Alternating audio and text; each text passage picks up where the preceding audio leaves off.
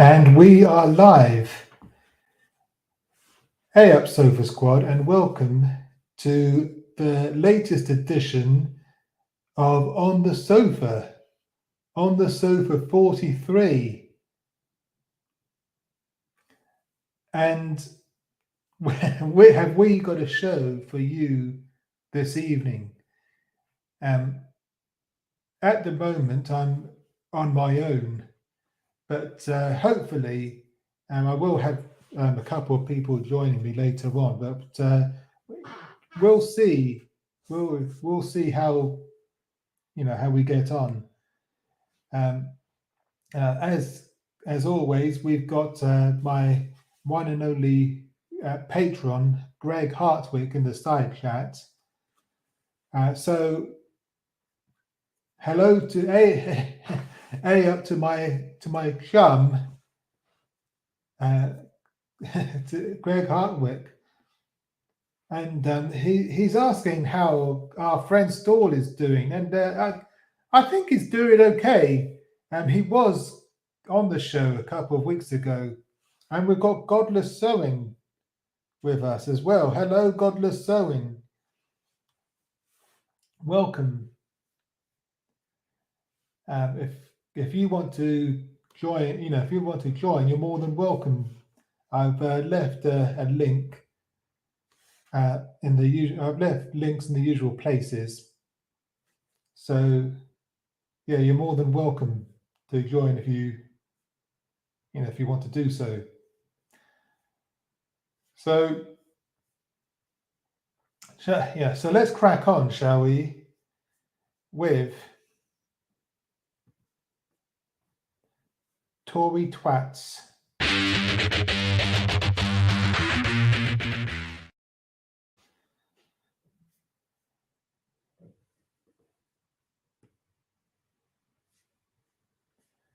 And I hope everyone can hear me okay, because I can't hear myself. So let me know in the comments if you can hear everything okay. But let's crack on with the show.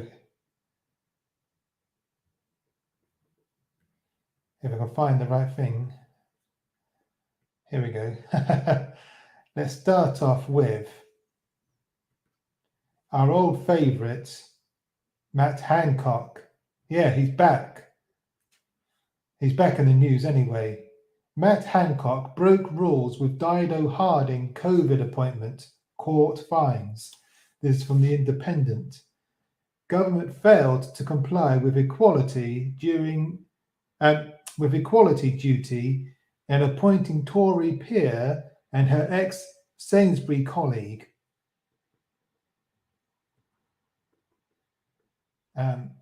Former Health Secretary Matt Hancock broke equality law when appointing Conservative peer Dido Harding to an emergency health job during the COVID crisis, the High Court has ruled. Judges ruled that then Health Secretary Matt Hancock failed to comply with public sector equality duty in the process of appointing Baroness Harding and her ex-Sainsbury colleague Mike Coop to senior posts in 2020. It marks a victory for the Runnymede Trust following the think tank's legal battle over appointments, having argued that the jobs were handed out without fair competition. Oh, good.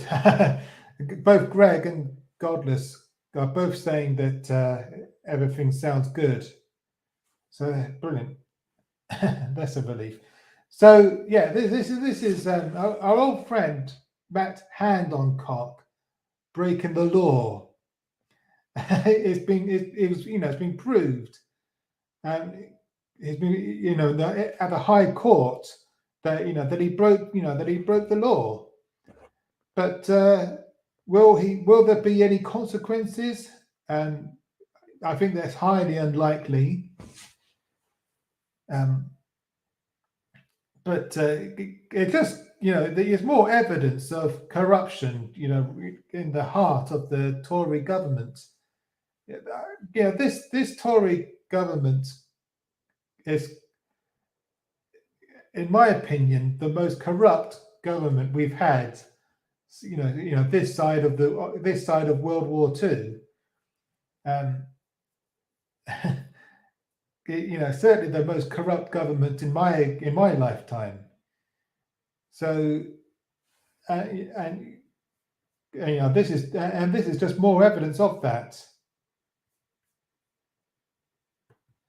The article goes on. Dr. Halima Begum, head of Runnymede Trust, said it showed the importance of equality law in protecting people from the closed shop of government appointments. She added, across the country, there are countless talented and well-qualified public health specialists and administrators who could have successfully fulfilled the roles handed to Baroness Harding and Mr. Coop. Is it Coop or Coupe? I think it was. If it was Coupe, there'd be an accent over the E, so it's probably Coop, but I don't know.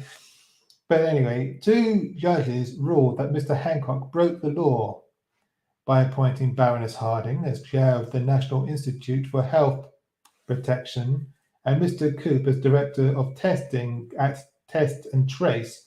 And we all know how diabolically poor the Test and Trace was. How much of a waste of money that was. The High Court declared that ex-Health Secretary did not comply with the public sector equality duty in relation to the decisions how to appoint the 2 senior officials. The judgment added, there is no evidence from anyone saying exactly what was done to comply with sector equality duty when decisions were taken on how each appointment was to be made.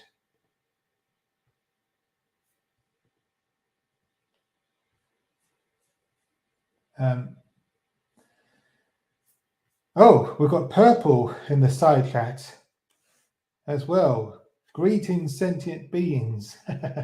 He's cooking, but he's also listening, which is so welcome, Purple, welcome. Thanks for dropping by. I appreciate it.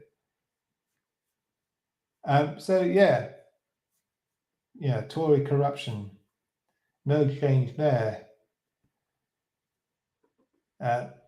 What have we got next?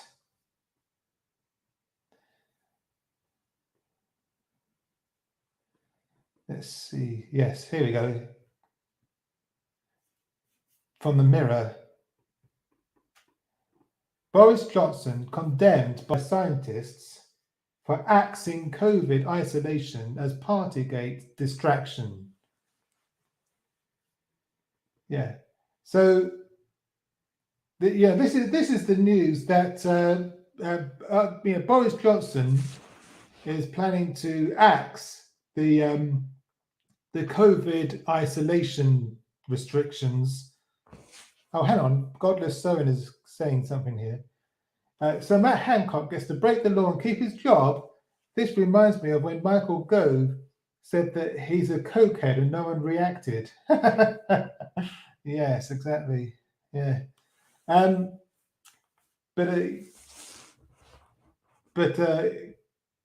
to the Boris Johnson story. Yeah, this is the story that Boris Johnson plans to end COVID restrictions a month early, despite the fact.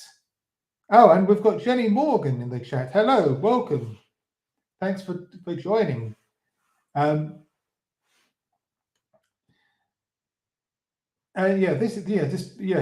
He's dropping restrictions despite the fact that apparently there are on average 200 deaths a day still being recorded, and many more people are still becoming ill with COVID, and yet our Prime Minister is ending restrictions a month early.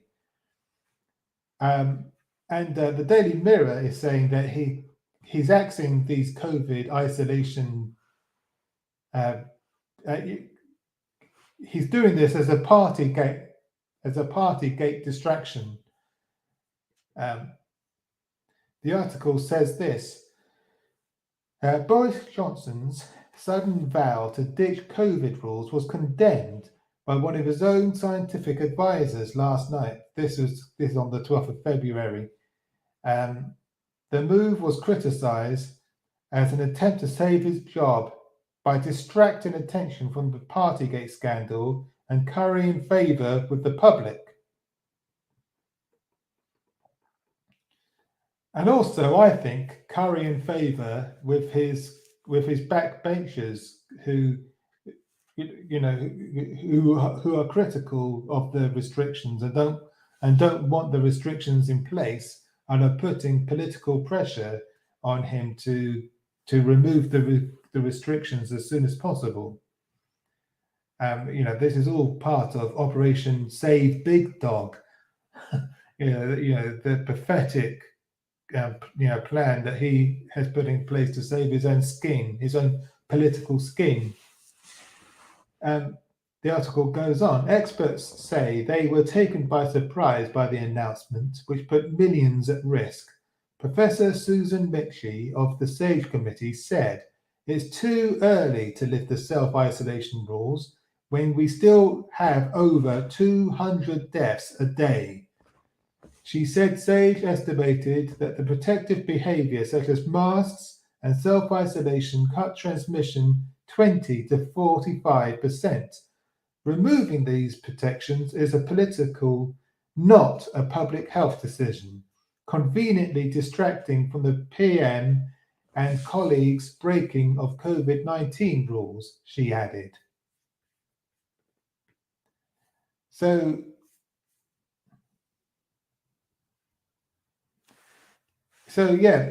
this is all part of Operation Save Big Dog. This is all a distraction. He's doing this to save his own political career.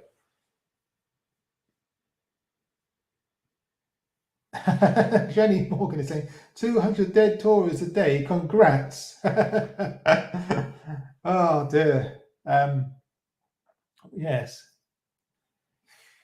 But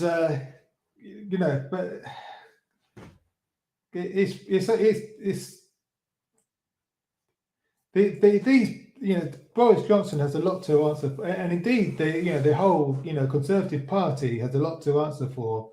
All these deaths are on their hands. There's a lot of blood on their hands, and the sooner they're out of power, the better. But unfortunately, we've still got to put up with them for another 2 years. There's another 2 years before the next general election. The next general election isn't until May 2024. And I see a lot of people tweeting, "Oh, we need to get Boris Johnson out. We need to get Boris Johnson out," as if getting out Boris Johnson is going to solve all the problems. But it isn't, because whoever takes over from Boris Johnson will just continue presiding over this corrupt government. The corrupt government will still be in place with or without Boris Johnson. The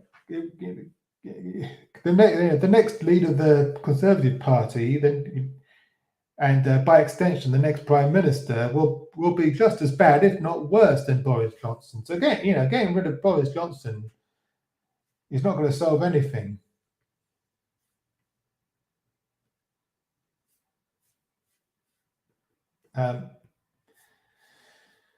But it is what it is. Well, anyway, moving on. What have we got next?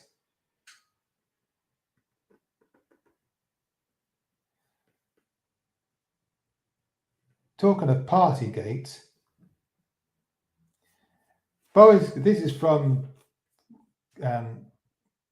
Sky News. Boris Johnson contacted by Met Police as part of probe into lockdown busting events in Downing Street and across Whitehall. Scotland Yard are in the process of contacting more than 50 people believed to have taken part in alleged lockdown busting events in Downing Street. See, this is what Boris Johnson is desperate to distract us from. The fact that he and his colleagues are under police investigation. Greg is asking, a vote of no confidence can only remove Johnson. Yes, that's right, Greg. But before that vote of no confidence can take place, I think, we are pretty sure at least 50 letters need to be sent to the 1922 committee by, in other words, 50 people, 50 Conservative MPs have to send a letter saying that they want a vote of no confidence to take place. There has to be at least 50 letters, sent, and then when that threshold is reached of the 50 letters, then there can be a vote of no confidence, and a leader, and then there can be a leadership race. But yeah, so I can't remember a time when a prime minister has been investigated by the police. This is unprecedented. I don't. Certainly in my lifetime, this has never happened before. I don't think it happened. If I'm wrong, let me know in the comments. Greg is asking, do we have any letters so far? I think so far only 10 or 11 letters have been sent. So there's still a long way to go. Why more letters haven't been sent? I don't know. I'm not sure what they're waiting for. I don't know why more letters haven't been sent, to be honest. But I think Boris Johnson is fighting for his career, for his political career. I know that much, and I think if he just needs to do one more gaffe, to make one more serious mistake, and then the letters will start going in, being sent in again. But we'll see. I don't think it will be long now before people start sending letters again. But we'll see. Watch this space. I think we've said enough about that one.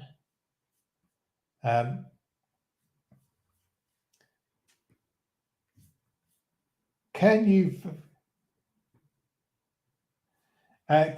vote these people out of office? Yes, we can, but not until there's a general election. And unfortunately, as I said earlier, there's not going to be a general election until 2024. So,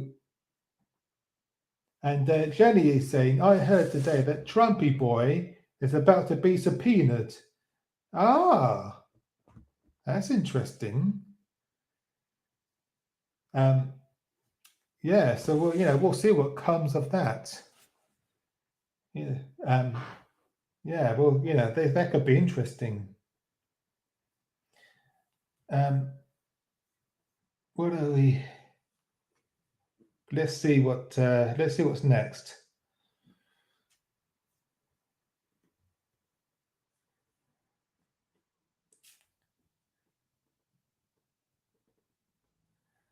And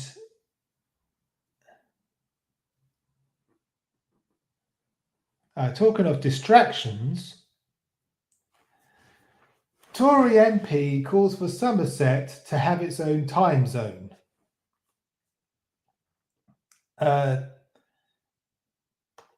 This is another favourite of the show, Jacob Rees-Mogg, Conservative MP Jacob Rees-Mogg has suggested Somerset should have its own time zone, with its clocks running up to 15 minutes behind the rest of the UK. And there's some footage here. Let's see what he has to say for himself. Correct me if I'm wrong, but hasn't Somerset always been 15 minutes behind the rest of us? In many ways, Somerset is ahead of the rest of the country and a leader in all things. So why do you want to put it 15 minutes? Hear this? Well, I thought we'd have the right time. The problem with daylight saving days because I can't is it doesn't save any daylight because there's only a limited amount, and in the winter, hear not that? a lot of it. Not a lot. And I think changing the clocks is a basically fruitless exercise, and this just highlights the point. Would you have your own pips on BBC Radio Somerset? Well, do you know where Somerset goes? I think the world would follow, and we would replace Greenwich Mean Time with Somerset. Pause. Anyway, hang on. Let me try something here. Hold on.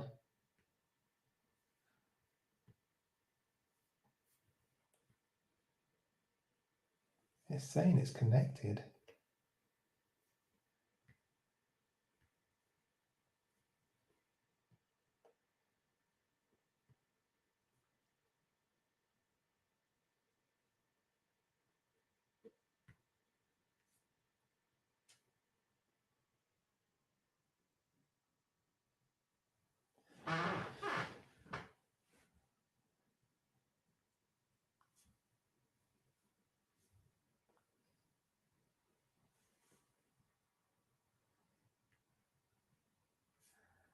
Sorry, it's connected now. Sorry, I'm having technical difficulties, but hopefully that should be sorted now.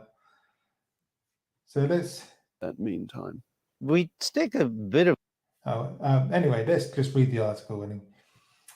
A Conservative MP... So I've read that bit. Jacob Rees-Mogg has put down an amendment to a Commons bill on the UK's time zone, arguing for the county of Somerset, to be able to set its own time locally. He said this was the practice before times were standardized in the 1840s. However, the amendment is unlikely to be voted upon when the Daylight Savings Bill is debated on Friday. The private members' bill put forward by fellow Tory Rebecca Harris urges the government to launch a study of the pros and cons of moving the UK's clocks forward an hour throughout the whole year, not just during the period of British summertime. It recommends ministers should conduct a trial of moving to British summertime, which last happened between 1968 and 1971.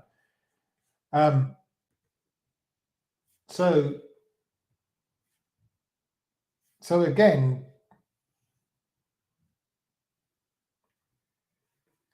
let's look at the comments here. Shelley is saying, well, Alabama, Arkansas, Mississippi, Georgia's clocks are held back. They're at 1657. Oh dear. Yeah, you're right. Yeah, exactly. And Godless Sewing. This guy is a real human garbage. He's lower than Pond Scum, but that's an insult to Pond Scum. And Purple, they're saying one Canadian province is 30 minutes off. Interesting. But again, this is just bollocks. This is bullshit. This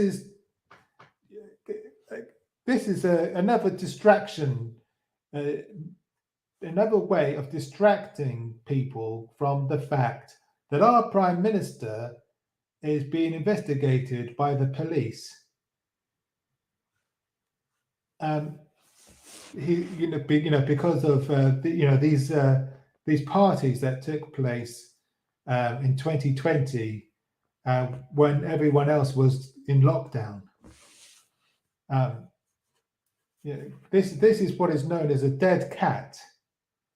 I'm not quite sure why it's called why it's known as a dead cat, but anyway, dead cat is let's get people talking about some some other story, so that they're distracted away from what is really happening.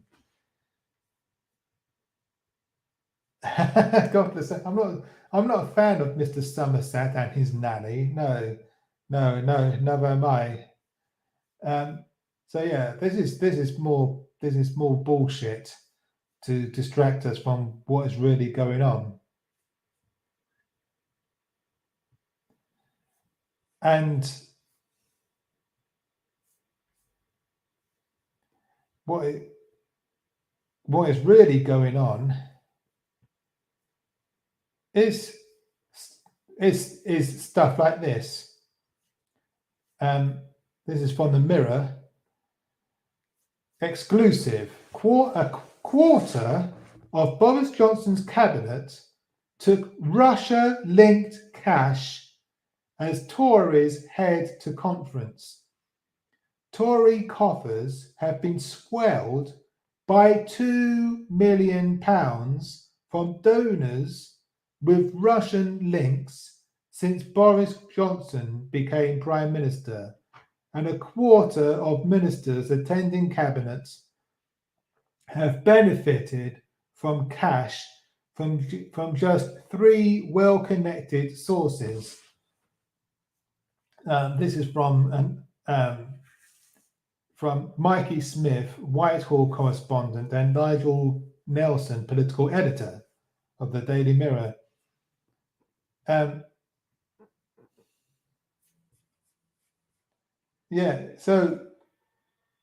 It's stories like the one we've just been talking about. This bullshit about giving Somerset its own time zone. Stories like that, they distract us from the fact that the government is fucking corrupt. They're taking money from Russia basically, and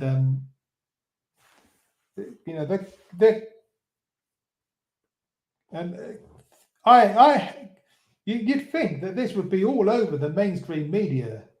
But this is the Mirror is the only place where I've seen this article, where I've seen this reported. I haven't seen or heard this reported anywhere else. It's anyway.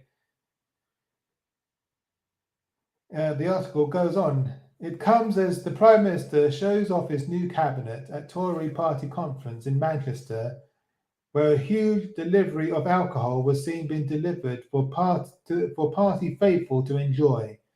Ministers whose offices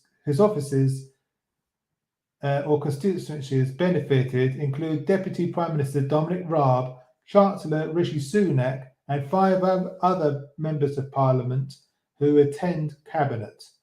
Tycoons and benefactors are hurling money at the Conservatives at an astonishing rate as ordinary Brits face painful universal credit cuts, national insurance hikes, and soaring energy bills. In the first 6 months of 2020, donations hit £57,700 a day, 2,400 an hour. Donations total 74 million since Mr. Johnson took office in 2019. Unfucking believable. And we've got some more comments. Godless Sewing is saying, in America, we call that dragging a dead horse. Jenny is saying, the end game of American right-wing extremists is a theocratic dictatorship. What is the Tories' end game? That is a good question. She says, "Oh, it's a liquor cabinet then." But in answer to your question, Jenny, I think I don't know what their end game is, but but certainly one thing I do know is that they're plan seems to be to make themselves and their friends as rich as possible. That's it in a nutshell. Let's continue.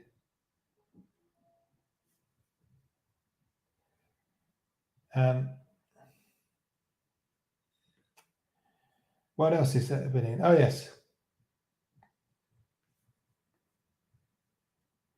The corruption goes on. An MP watchdog investigates Conservative Andrew Brigden over donation. There he is. There's a picture of Andrew Brigden there. Last month, the Times said he accepted £5,000 through his local Conservative association from a firm after having raised its tax issues with a minister. The paper said Mr. Bridgen, I think that's pronounced, contacted the minister following a trip to the firm's teak plantation in Ghana in 2019. The MP told the BBC the trip and donation had been fully declared. He said the accusations being investigated by Parliamentary Standards Commissioner Catherine Stone were a repeat of the allegations made in the article by the Times, and that he had never personally received any money from Mere Plantations or anyone associated with them. Mr. Bridgen also had an advisory role with the company, Mere Plantations, which the BBC has been told is unpaid. But how much of that we believe is another question. It just the corruption just gets worse and worse.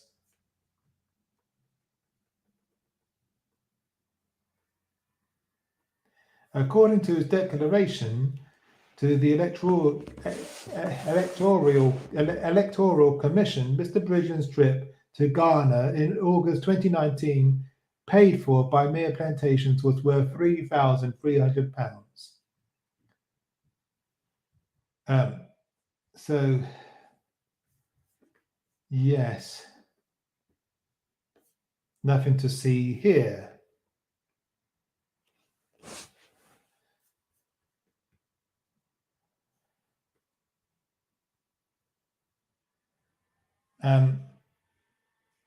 Okay.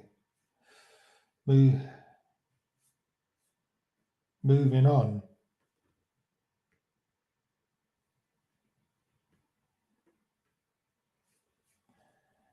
I think we've got one more story about the Tories, and then we're moving on to the Labour Party. But this involves the Labour Party as well. But this is death threats against Keir Starmer after Jimmy Savile slur probed by police. Police have launched an investigation into online death threats against Labour leader Keir Starmer after Prime Minister Boris Johnson's false claim that he failed to prosecute paedophile Jimmy Savile. This is the claim that this is the claim that Boris Johnson made in Parliament, that while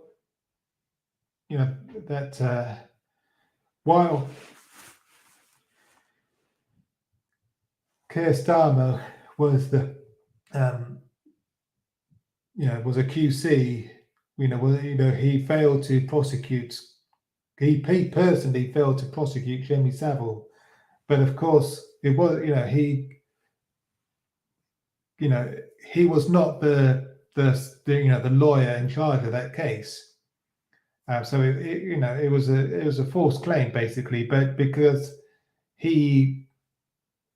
Boris Johnson was protected by parliamentary privilege, he gets away with it basically. But words have consequences, and Keir Starmer was harassed by people yelling abuse at him, and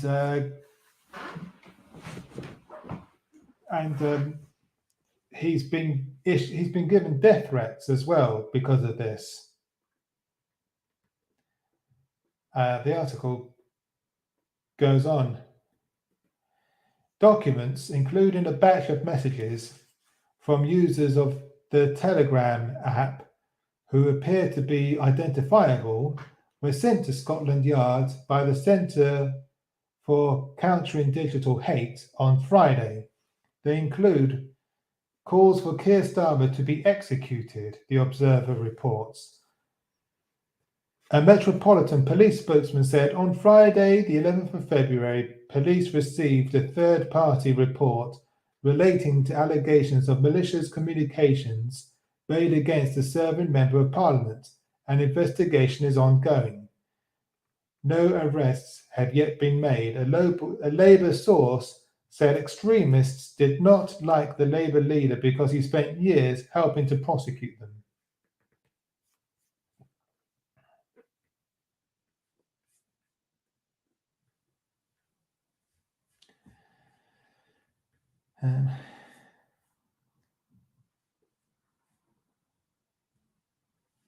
I thought Savile was in prison. No, he Jimmy Savile died before before all of this came to light. Before he was never prosecuted for his crimes. It wasn't until after he died that all his victims begun to come forward,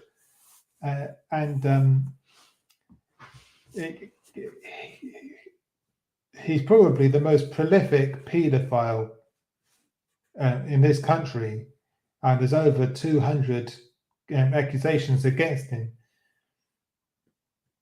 Oh, I'm thinking Goofy then. Probably. But words have consequences, and this is just a few weeks after another Member of Parliament, David Amess, was actually murdered. This was a reckless thing to do, thing for Boris Johnson to do, to falsely accuse Keir Starmer like this. But he doesn't care. He doesn't give a fuck.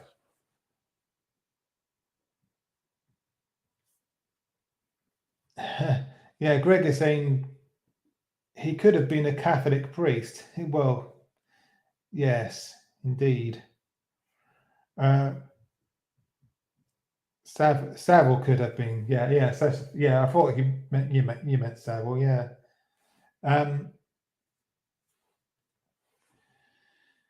Now, but anyway, moving on.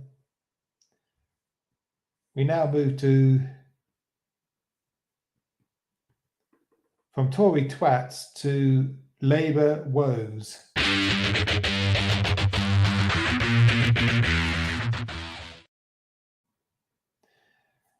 And because on this show, I try to be balanced. I mean, I am a lefty. I do have a left-wing bias.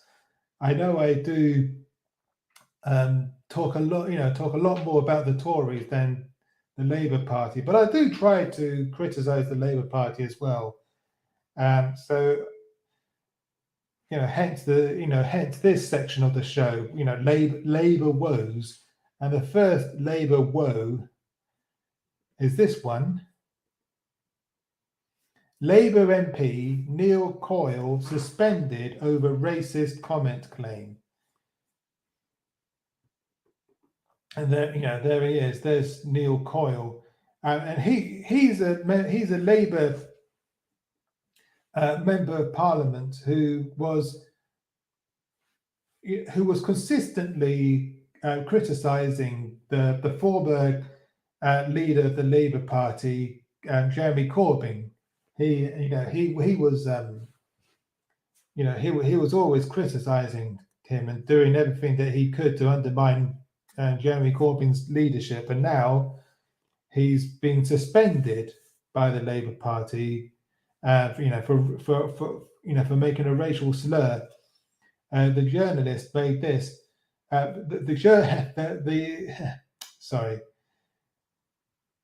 article says this: political journalist Henry Dyer has made a formal complaint to the parliamentary authorities about the MP. Mr. Dyer, who is of British Chinese heritage, says Mr. Coyle used racial slurs and made him feel uncomfortable at an incident in a Commons bar. Following his suspension, Mr. Coyle said he was very sorry for my insensitive comments. He said he had apologized to everyone involved and would be cooperating with the investigation.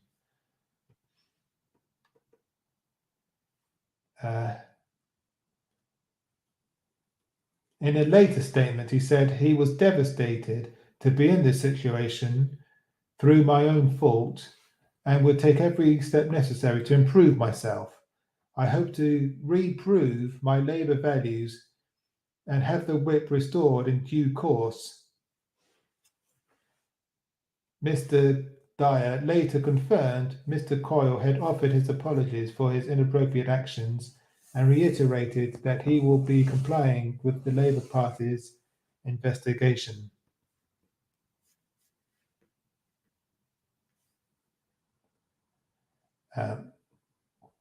So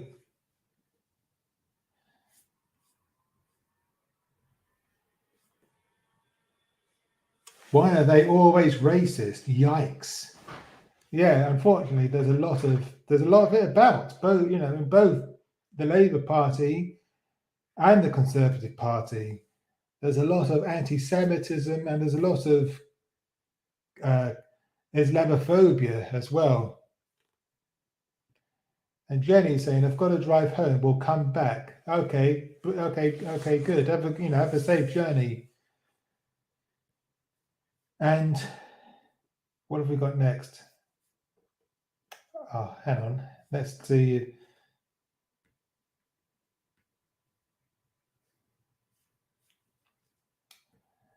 Let's see if I can share this.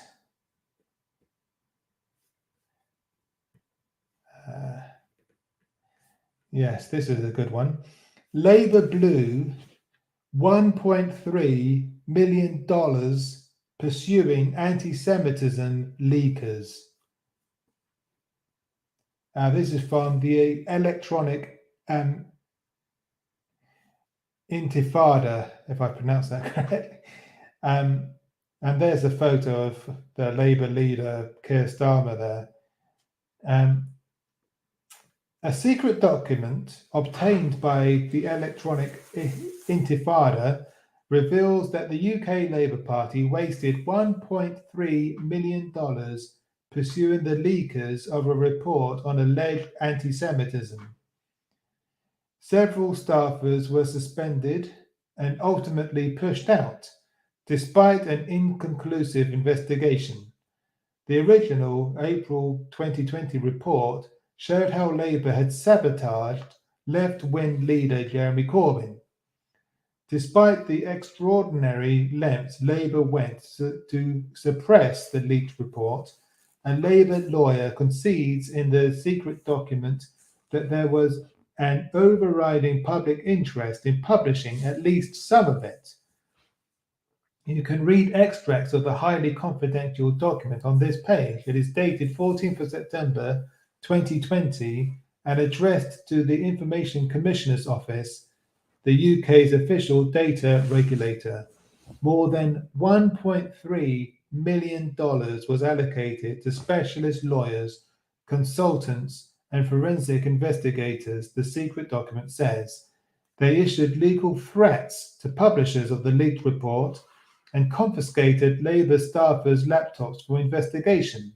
The lawyers even wrote to Google asking the company to delist websites that had linked to the leaked report.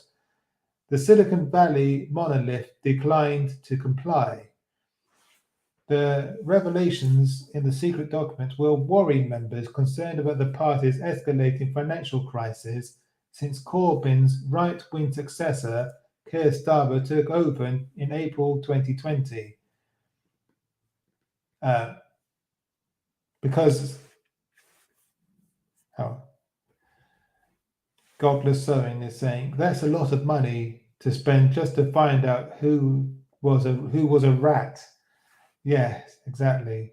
And this is further to what we were reporting the other week, that the Labour Party are facing bankruptcy at the moment. They're and it is made worse because the biggest union that have been supporting them, Unite the Union, are threatening to withdraw their financial support as well. So they're in big trouble financially, the Labour Party, and so this isn't helping matters at all. This is and so I mean and this just this is more evident, because this report shows more evidence that the Parliamentary Labour Party did everything that they could to undermine Jeremy Corbyn. They did everything they could to sabotage him, basically,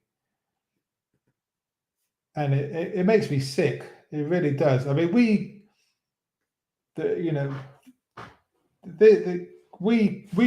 could have a fairer society in the UK with Jeremy Corbyn as Prime Minister, but they didn't want that, and so we're arguably we are in the mess we're in under the Tories because of how these people sabotage their own leader. It's pathetic. And hang on, just checking something.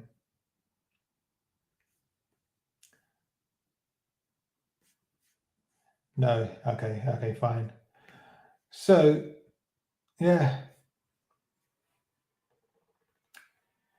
I'm really fed up with the Labour Party. I really don't like them at all because of stuff like this. What else have we got?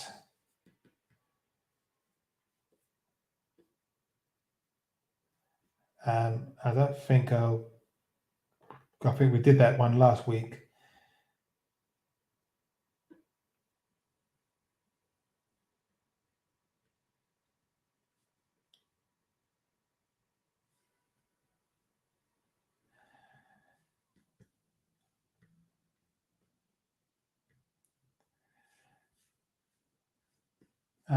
Okay.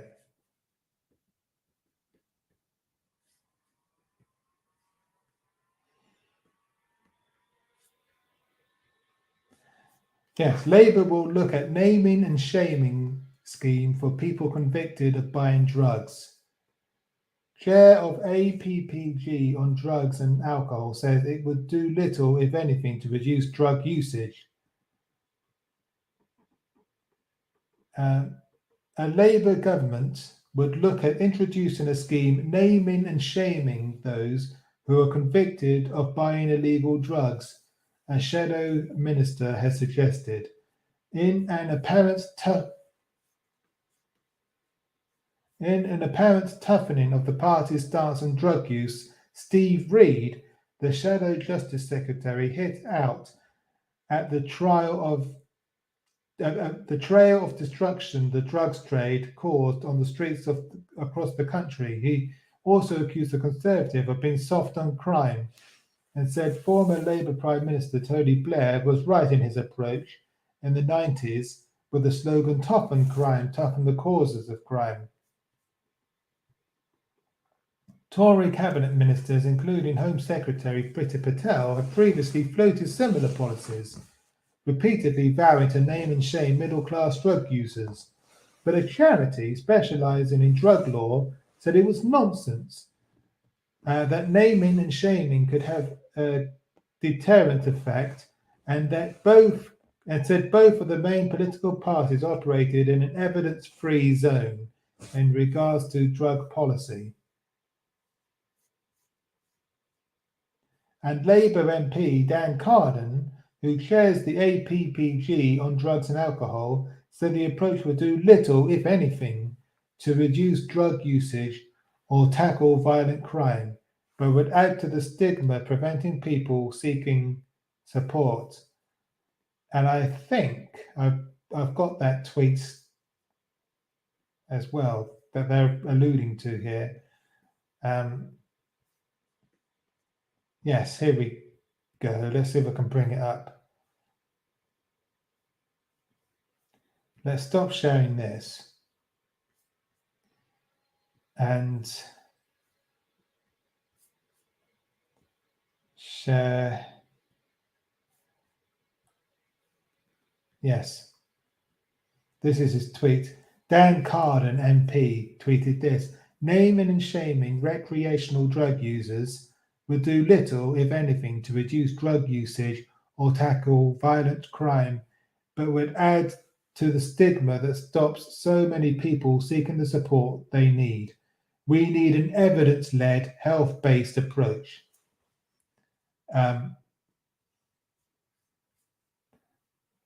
So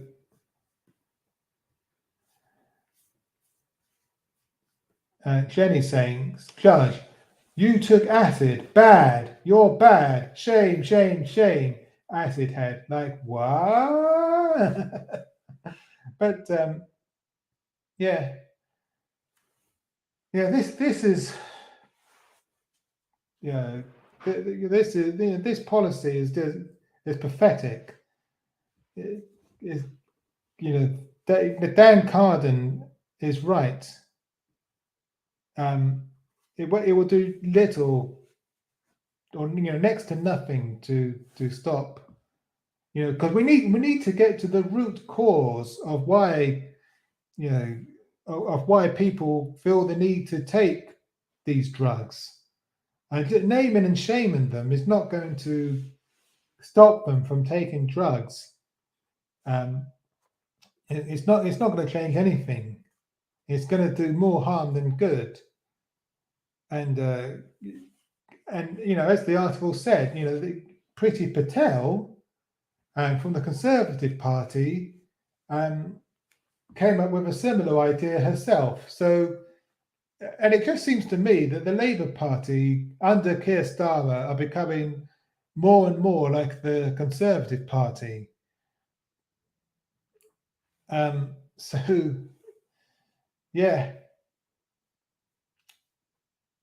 pathetic.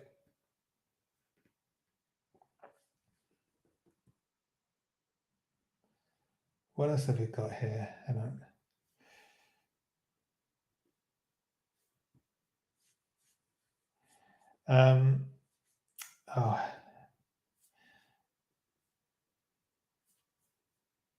Okay.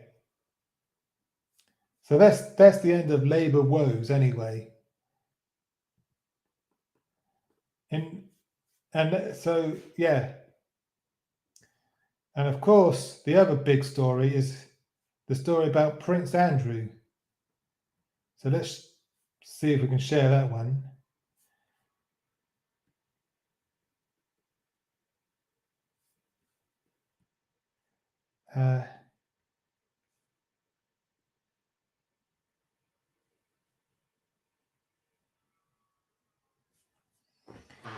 And this is from LBC. Andrew determined to attend Philip's memorial service after £12 million sex case settlement. Prince Andrew is adamant that he will attend a memorial service for Prince Philip after settling a civil sex assault case brought by Virginia Guthrie, it has been reported. So, Prince Andrew settled with Virginia Guthrie for for £12 million out of court, and that's a lot of money. If you think about it, that is a lot of money to pay someone who apparently he's never met. So, yeah, unbelievable. Yeah, money talks. It seems. The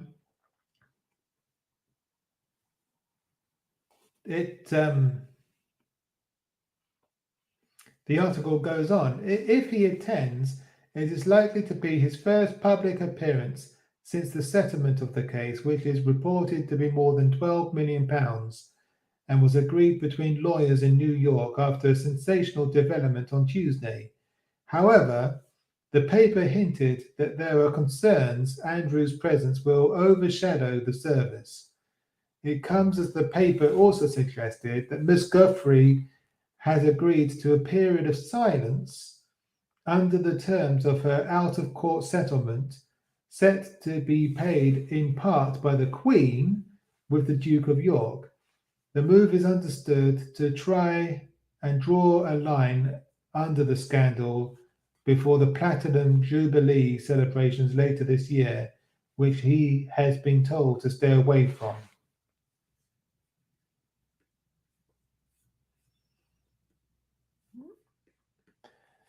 What a complete scumbag. Let me guess, there was no admission of guilt. Yes, you guessed correctly. And there never will be, because he's a member of the royal family. He's a multi millionaire. His mother was the Queen. He gets away with it. He gets away scot-free. So yeah, but there's more royal scandal. Hang on, I'm doing this wrong. Sorry.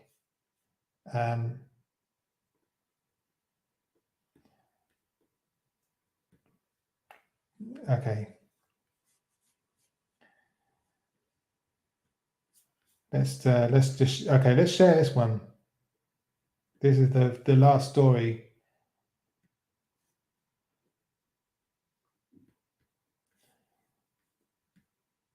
Police to investigate Prince Charles's charity, from BBC News. The Metropolitan Police to investigate claims Prince Charles's charity offered honours to help a Saudi citizen. The force said it is investigating alleged offences under the Honours Prevention of Abuses Act 1925. There have been no arrests or interviews under caution, the Met said. The Prince's Foundation said it would be inappropriate to comment on the ongoing investigation. How convenient. It is understood to be continuing to offer its full cooperation to the Metropolitan Police. Clarence House reiterated its previous insistence that Prince Charles had no knowledge of the alleged offer of honours or British citizenship on the basis of donation to his charities. He is president of the foundation, but is not involved in its governance, with the charity's trustees overseeing its day-to-day activities. Yeah, right, sure. The Met's decision to investigate follows its assessment of a letter it received last September relating to media reports that Prince Charles's former valet, Michael Fawcett, allegedly offered to help secure an honour for a Saudi citizen. So you can make of that what you will.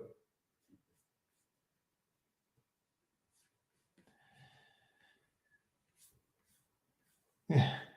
Godless Sewing says, so business as usual then, yeah. And Jenny's asking, has his mom had any dates since Phil died? Your guess is as good as mine. Who knows? But anyway, on that bombshell, I'll say good night. Thank you for dropping by. And we'll be back next week at the same time for more On the Sofa. Until then, goodbye for now.